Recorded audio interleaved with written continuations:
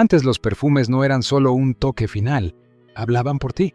Cada aroma tenía su momento, su estilo y hasta su personalidad, y por eso muchos se quedaban pegados a la vida de quien los usaba. Y lo más fuerte es que, cuando hoy vuelve a aparecer uno de esos olores, no solo lo reconoces, se te prende una escena completa: el abrazo de papá, el saludo del abuelo, mamá arreglándose frente al espejo, las vueltas al centro, las reuniones en casa y las fiestas, donde todos se perfumaban para la ocasión. Hoy vamos a recordar 10 perfumes y lociones que marcaron generaciones. Aromas que no solo se quedaron en la piel, sino que se quedaron viviendo para siempre en la memoria. Wild Country de Avon, la famosa bota, no era simplemente una loción, era toda una señal. En muchísimas casas de México, ese frasco con forma de bota vaquera se quedaba a la vista, en el tocador o junto al lavabo, como diciendo sin palabras: aquí hay estilo, aquí hay presencia. A veces ni hacía falta destaparla. Con solo verla, uno sabía que era cosa de hombre, de esas fragancias que no pasan desapercibidas.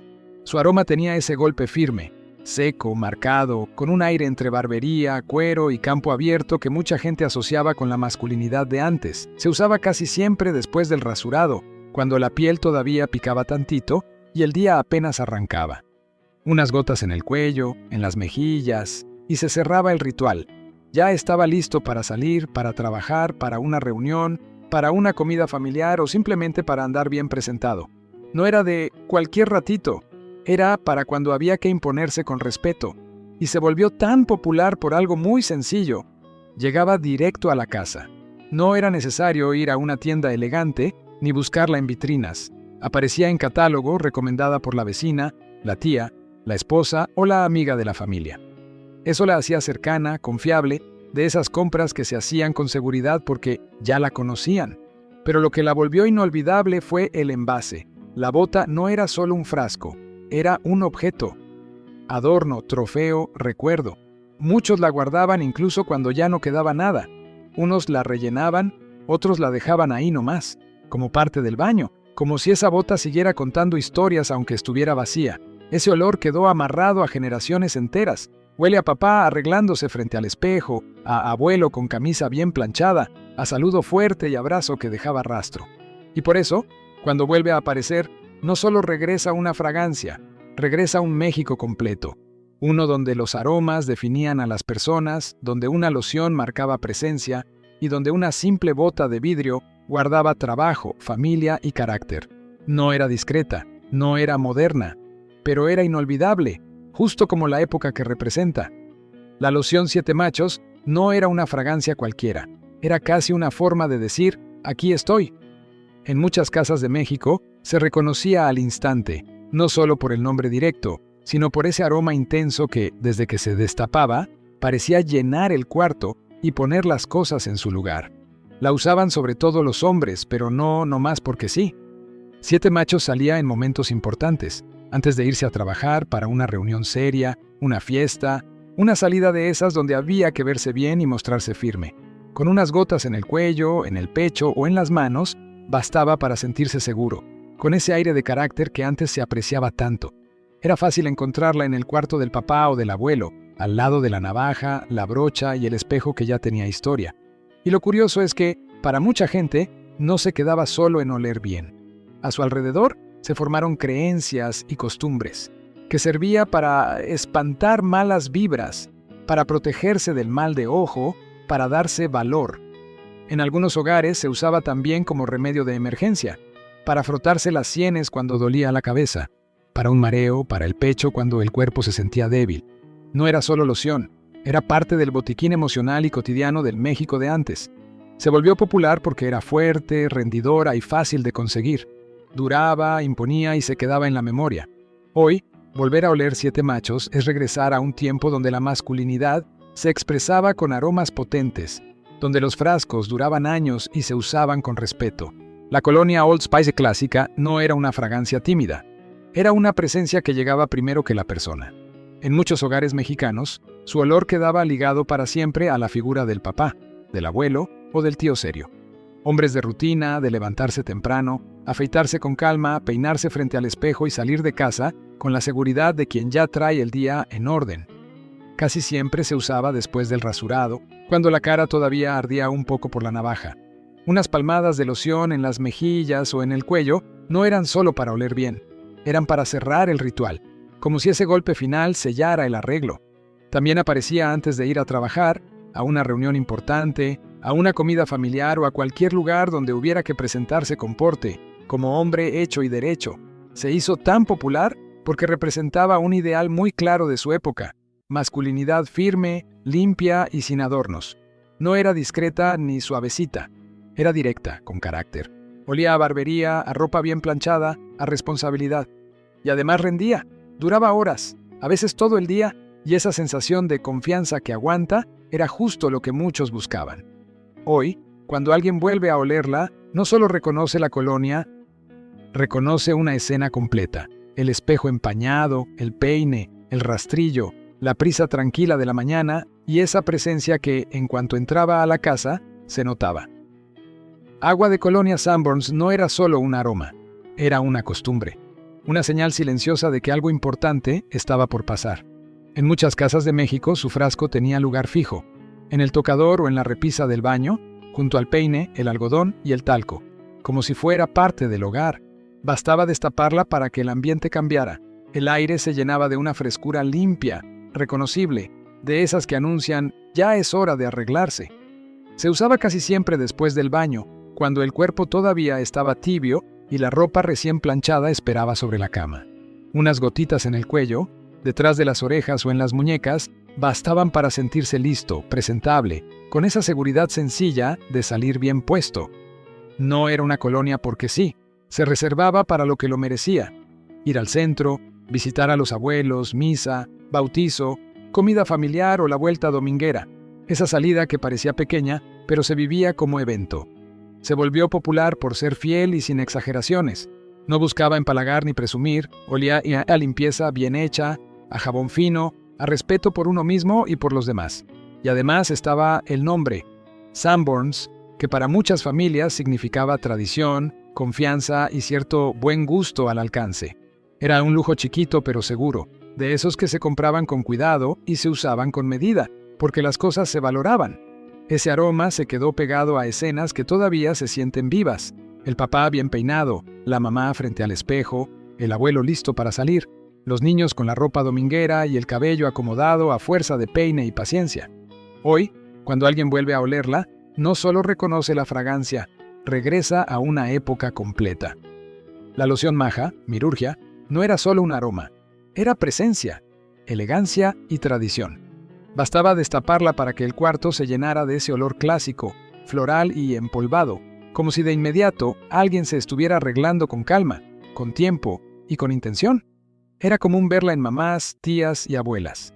Mujeres que se arreglaban despacio frente al espejo, con el cabello bien peinado, el vestido planchado y la costumbre de verse bien sin hacer ruido. Maja no gritaba, pero se notaba. Olía a tocador antiguo, a polvo fino, a flores guardadas, a casa bien cuidada. Se volvió popular porque representaba distinción sin escándalo. No era moderna ni agresiva, era refinada, femenina y respetable.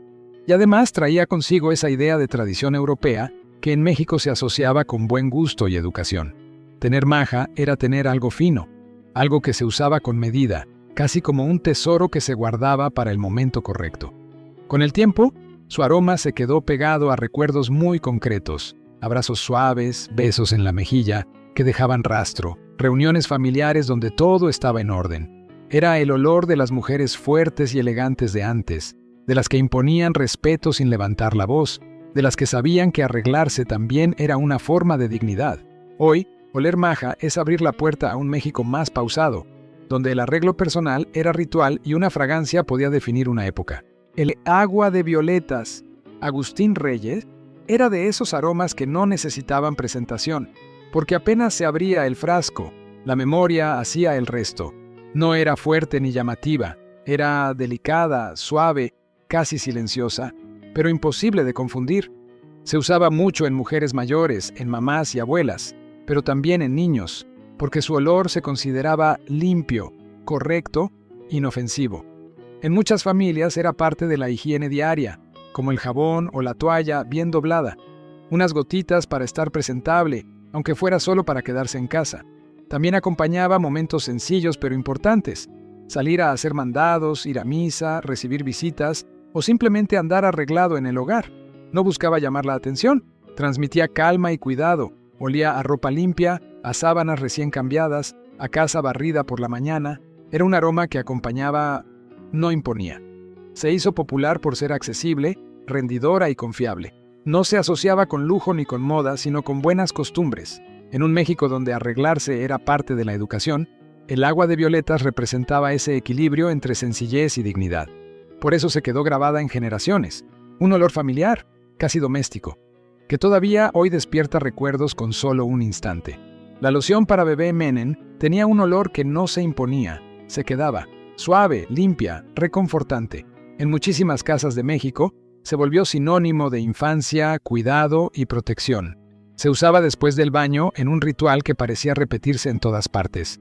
El bebé recién bañado, envuelto en toalla, la piel calientita, y la mamá o la abuela poniendo un poco en las manos antes de pasarla con cuidado por brazos, piernas y cuello.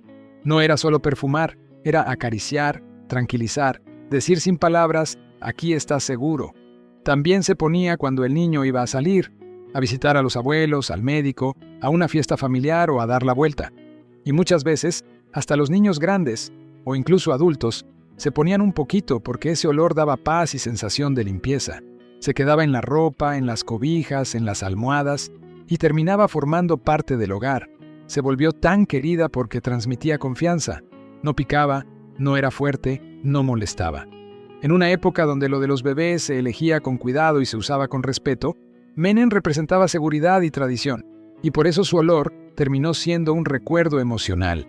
El de la infancia bien cuidada, el de las manos de mamá, el de la casa donde todo estaba bien. Pino silvestre tenía un olor que no se prestaba a dudas. Apenas se destapaba, el cuarto se llenaba de ese aroma verde. Pino, bosque, aire frío, limpieza de la que se siente hasta en los pulmones. En muchos hogares mexicanos quedó pegado a la imagen del papá, del tío o del abuelo, que prefería oler a recién aseado antes que a dulce, a naturaleza antes que a moda. Se volvió querido porque mezclaba frescura y firmeza. En un país de calor, ese toque mentolado daba alivio y sensación de orden, como si el día arrancara mejor. No empalagaba, no cansaba, acompañaba sin estorbar, y el frasco, inconfundible, se quedaba en la repisa del baño como objeto de familia, al lado de la brocha, el jabón y el espejo de siempre. Con los años, su olor se volvió recuerdo colectivo. Mañanas tempranas, camisas bien planchadas, hombres saliendo con paso seguro. Es el aroma de una masculinidad tranquila, de esas que no necesitan exagerar para hacerse notar. Drakkar Noir no llegó tímido, llegó mandando. En los 80 se volvió un olor presente en todos lados, dominante, de esos que anuncian la entrada antes del saludo. Era la fragancia de una época distinta a la de los padres, más moderna, más atrevida, más de noche. Se usaba para salir, fiestas, antros, reuniones con luces y música, citas donde había que destacar. Muchos se lo ponían frente al espejo con el cabello bien acomodado y la ropa escogida con cuidado, como si el perfume fuera el último detalle para sentirse invencible. Por eso se hizo símbolo generacional. El olor del primo cool, del hermano mayor, del amigo que siempre llamaba la atención. Para muchos fue su primer perfume de verdad, ese que marcaba el paso a la juventud, y como todo lo intenso, dejó huella, en la ropa, en los cuartos, en la memoria. Hoy, olerlo es volver de golpe a los 80 en México.